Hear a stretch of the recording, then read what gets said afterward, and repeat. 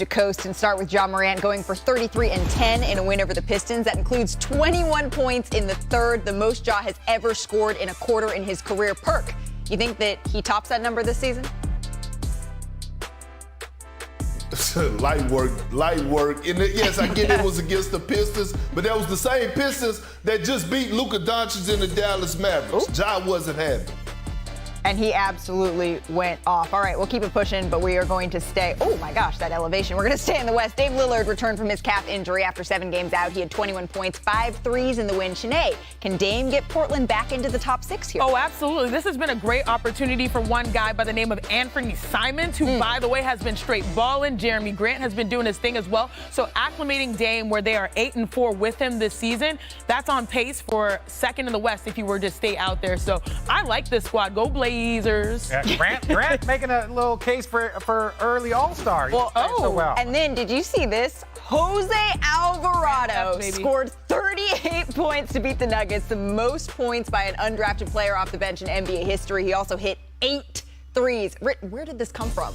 Look, he's been building, he's been working, and what I love about the organization of the Pelicans is that they're starting to look like a normal organization, right? Yes. They got all-stars, Zion's healthy, they've got great scouting, you're bringing Good in vets. guys, vets are playing well. All of a sudden, it's like, wait a second, these Pelicans, they're in second Did you place. get it, cheers? Jose. I see what you guys did there. When you mentioned it, the win pushed the Pelicans to the 2 seed in the Western Conference, leapfrogging the Nuggets. You can see the entire playoff picture on your screen, but this segment is called Coast to Coast, and that was all on the Western Coastern Conference. So we're going to go to the Eastern Coastern Conference. James Harden said he's on pace to return to the Sixers lineup tonight. He's missed over a month with a foot strain. In that time, Philly has gone 8-6 with the best defensive rating in the league. The Sixers are in Houston facing Harden's former squad. So Harden and Embiid, they've only played 6 games together this season with a little bit of mixed results, 2-4 in those games. Ramona, how should the Sixers reintegrate James Harden into the lineup here? Well, they've been playing really well while he's been out. And I think the issue for Harden is he's got to change his game a little bit to fit what they have been doing. James has never been a catch and shoot guy from outside. He's taking 77% of his 3-pointers this year are 1 dribble or more. Only 1.2 catch and shoot threes a game this year. There's 9 players on the Sixers who have more than that. 9 players. Even Joel Embiid is taking two catch and shoot threes a game. So he's got to be willing to catch it there because it changes the spacing. If he has the ball too long, then other players are not getting involved. But he does help guys like PJ Tucker, who's a catch and shoot guy. He does help a lot of the other players when he comes back. Embiid has to change as well. That pick and roll that was so good when they first got together, he's got to commit to rolling hard to the basket when he plays with James in that spot. It sounds so simple when you break it all down with the numbers like that. How simple is it actually when you see it on the floor? Well, actually, I think that this could be great for the longevity of his career, James Harden, because when you think about catch and shoot, all you have to do is space and read, right? So if he's able to just embrace that idea of pop in, like I understand, but I also understand the James Harden aspect. His entire career, he's been an off-the-dribble rhythm type of shooter and creator. So this is not something where it's like, oh, just catch and shoot. It's like this is just not natural for him. You don't realize as a shooter sometimes, like, you see that right there, that little hezzy, that's where he wants to go to get to the mid-range.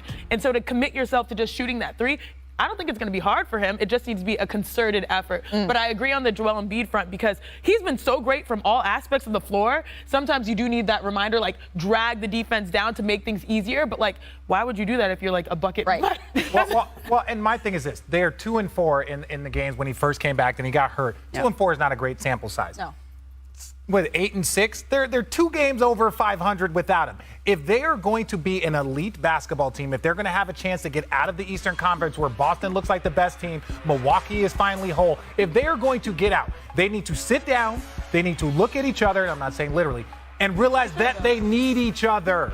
They cannot do it without James Harden. James Harden can't accomplish the things that he wants to accomplish without maximizing his teammates. So it's one of those things that James Harden does have to tweak his game. So do the 76ers. So does Joel Embiid, because together you are better. Perk, real quick, last word on this. Well, he just have to trust and not just trust Joel Embiid. Like being hurt, he had an opportunity to sit on the sideline and see what others could bring to the table, like Tobias Harris, like Montrezl Harrell, like the kid Reeves that come in off the bench. And so now all of a sudden you come in and it's like, all right, I don't have to do as much. I don't have to dribble 20 seconds out of 24 seconds. And I need to realize this. This is Joel Embiid team, period. And James Harden will be fine. But I love the transition that he's trying to make into actually being the point guard. He just don't need to dribble the air out the ball. Well, the 76ers and the Rockets, they tip off at 8 o'clock Eastern tonight. I'm so sorry. You know, I had numbers of what Kirk was saying. Ramona had a really interesting stat about, already. you know, the amount of time that James Harden has. It's about half of the possession he takes dribbling the ball. Yeah. There you go. Gotta move. Coming up after the break, there were some ridiculous plays from the weekend, and we've got them all. Keep it locked. There's more to that story. The Hawks did win the game without Trae, 117-109. For more on Trae Young, I want to bring back in our Anscape senior writer, Mark Spears, and just start there. What caused Trae to miss this game, Mark? Well, Trae was getting treatment on his shoulder on Friday morning. Hawks coach Nate McMillan came into the training room and asked Trae if he was going to take part in the walkthrough for that night's game against the Nuggets. You know, McMillan's policy is that if a starter doesn't take part in the walkthrough, they can't start. So McMillan asked Trae if he was going to take part in the walkthrough to play Friday. Trae told him, I said, well, I guess if I'm getting treatment, I can't play. And so Trae leaves. His agent ends up talking to the Hawks and communicates to Trae that either he will come off the bench or Nate wants him to stay home. So Trae took the option to stay home. That apparently was a miscommunication. Trae said after this morning shoot-around, he said, I don't necessarily disagree with the choice that I made to not go to the game. And he said it was a mutual decision between him and the coach. And, you know, this morning or on Saturday, they talked. On Sunday, they talked at practice. They talked at shoot-around. They didn't talk Saturday. But they've talked twice. They're on the same page. They definitely want to move on. But they're both basically irked about the report coming out, getting leaked, curious to how it came out. Trae said it was an unfortunate matter that went public. And he was questioned about his leadership this morning. And he actually mentioned guys like Vince Carter, guys that have looked over him through the years, old teammates. And he said, you know what, this is something that he has to continue to get better in. And he expects to play tonight against Oklahoma City. But obviously, this whole thing was a mess. And it's we'll see where they go from here. But they feel like if it didn't get leaked out, we wouldn't be talking about it right now. Okay, expects to play tonight. Mark, thank you for all of that. A lot going on. Yeah, there's a lot going on. And when there's a lot going on, that's when Kendrick Perkins takes to Twitter. And this is what he tweeted. He wrote, quote, "What's going on in Atlanta? Franchise players getting treated like the 14th man. Players leaking info to the media on their own teammates. Tomorrow can't come fast enough. Carry on. Hashtag NBA today." Well, tomorrow is today, as you tweeted that yesterday. So, Perk, your thoughts on Trae Young not being at Friday's game?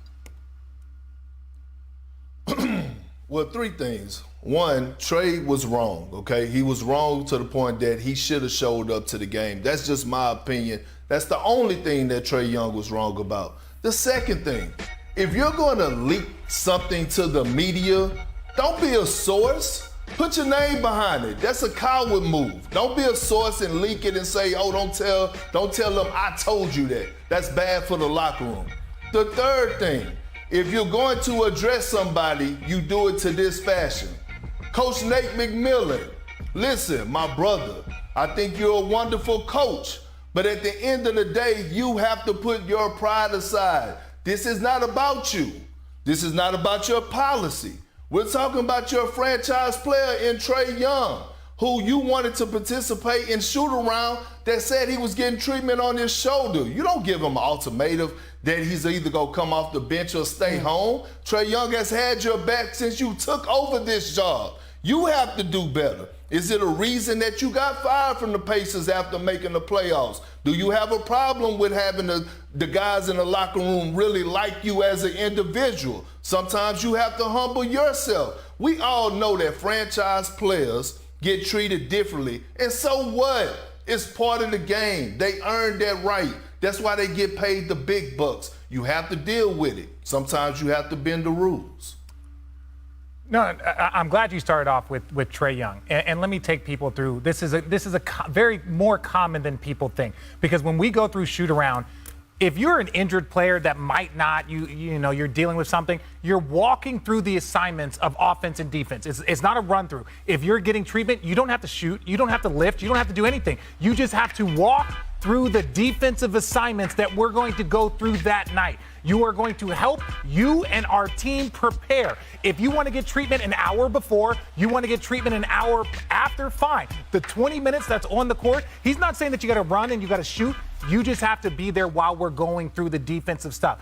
That's one. So when Trey was like, oh, well, I'm getting treatment. Well, a lot of times coaches say that because they want you in there early or they want you in there late. They don't want you rolling in 5 minutes before talking about my shoulder's hurt. It's like, well, did you get treatment? And it's like, oh, well, no, I didn't. Anyways, the next part that I will say, if you are Nate McMillan, you have to be careful of losing your locker room both ways. You have to be careful of losing your locker room if you allow Trae Young to do something that you wouldn't allow the 14th man. Everyone should be treated not equally, but fairly. And if this is something, because let me just talk about it. The Atlanta Hawks are still culture building. Yes, they had a great run a couple years ago, but if you look at their history, they haven't been a historically great franchise. Good, never great. So when I look at that, Nate McMillan has to do a much better job of making sure he doesn't lose that locker room. And that means, Trae, you are the best player. You are one of the best players in the league. You need to be held to the highest of standards. Yeah. The highest of standards, not just he's one of our better players, so we're going to not let him go through shoot around, because then it starts to happen. Then DeJounte Murray does that. Then John Collins might be like, well, if he's doing it, then I can do it. Then you start to lose the locker room. So you got to keep the same energy for everybody. Trae made a mistake. He owned up to it, but there was mistakes on both sides of this. Vince, you've actually spent time in this locker room. How do you make sense of all of this? There's a lot that was said here.